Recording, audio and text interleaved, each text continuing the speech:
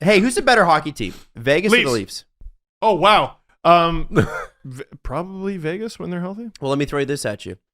Vegas has played 41 games this year. They have 50 points.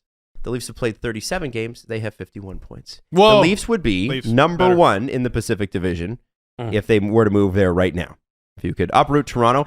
In most divisions, they'd be, first off, they would have played almost like the least amount except for Carolina.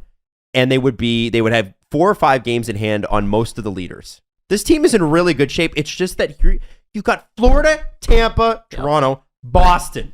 Fuck. 3 times. This is the dichotomy with the team. They've been the best team in the National Hockey League since November. Nobody has a better record than them. But nobody has confidence in the team. Well, what do you do? I still feel like they can. Like, I really, I say that honestly, and there was Rangers fans chirping me on Twitter, which I get. I'm like, I feel like this team has magic, and they're like, yeah, what kind of magic's that? I'm like, Voldemort was a wizard too. But I do think that I really think that this is the strongest team they've put forward in a long time. And you could have looked better at than last year. You could have for sure. You could have looked at the last couple of years and said maybe that this X team has more talent. The last Nazem Kadri year had more talent. Whatever. They're being coached better. There's less COVID interruption. There is still COVID interruption. And lastly, I think their fucking brains are straight. I think they're like, we've been through this. We can get through this. I really believe that. That's why. What do you tell Sheldon Keefe? I think they just need to play more games, to be honest with you. Listen, I was saying earlier that, they got to win because, while you have some time, make it easier on yourself. But I also think hockey players are creatures of habit. And if I were to say go a whole week without being on this show, my rhythm would be off for the first little bit coming back. There's no question. In my own mind, whether or not you could hear it on the camera, for sure their rhythm's off. For sure. And I think you ratchet up the intensity the more you play. And I think that's probably part of it. I think their mojo's a little off because they're playing 2 games a week and everybody else is playing 3 or 4. Yeah. I mean, I could see that. That's an argument that makes sense to me. Yeah, you're playing 2 games a week. It's just not natural. Yeah, it's just you've played hockey. Sometimes you've played 2 games a day every day of your life. Yeah. And then it's like, well, no, it's Wednesday night, and I don't know what I'm going to do until Saturday. I'm going to preface this with this thought is wrong. Okay. But here's my thought. Someone, maybe named Kyle Clifford, I would like it if they mauled someone for no reason. Whoa. Pick someone at random and maul them. Maul them. Confetti gloves and maul them. Has he been as Clifford enough? Like, has he been edgy enough? Oh, Edgelord Clifford? For a tough guy, he's got, good defensive numbers. Wow. Tell me something that I give less of a shit about. I challenge you. I bet you can't.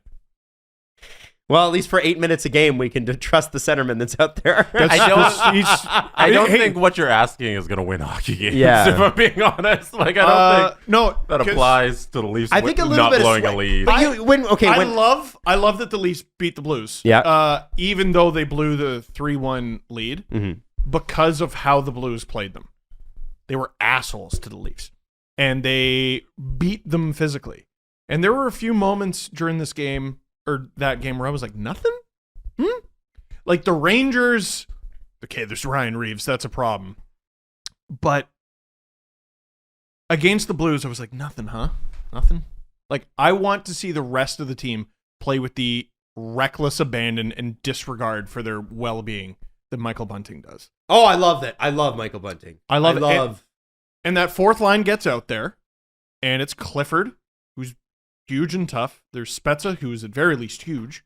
And can be tough. We've seen that. And can be tough. And there's Simmons, who is like, who's opening that door? Not too many guys. And there are other big guys on the team. Like, this is. You're talking about base human behavior. I think I know what you're saying. Can I say what listed it's 6 guys who do it? It's an attitude. Yeah, but they didn't. So if Steve, if I'm stepping in, if I'm stepping in what you're saying, what I'm thinking is that the base human instinct is when you are on the bench and one of the players on your team throws a massive hit or gets into a scrum around the net, it gets your blood up. gets you boiling, gets you fired up, and then you're the next shift to come on, and you're like, "Grr!" Right? That's what you're talking about. Jacob Trouba almost took Clifford's head off in the Rangers game, and nothing. There wasn't even a response hit that shift or later in the game. There, like, when I talk about things that I've seen in the past and trying to prepare for the playoffs, Ken Reed talks about room, and you can roll your eyes at him and the old man and blah, blah, blah, blah, blah. Let me tell you something. We're talking about how good the teams in the Eastern Conference are. The Blues are a fucking problem. Because they got the skill and they don't give a shit about you or your family. Told you, Jordan Kyrou is a menace. It's a menace. Yeah. It's a problem. I think you're just reiterating everything Sheldon Keefe said 20 minutes ago on the podcast. Yeah, but he's saying they're playing too soft, which is right. They're playing too soft. So what do you think he meant by soft? They're playing too soft in front of the net, or no one's afraid of them? Because I think it's both. Yeah, I 100% think it's both. I think it's an overall thing, an overall attitude. Yeah. Interesting. Yeah. Like, what if part of the reason, what if it wasn't a blown assignment, and what if no one just wants to say, excuse me, Mr. Reeves, can you please move from the crease?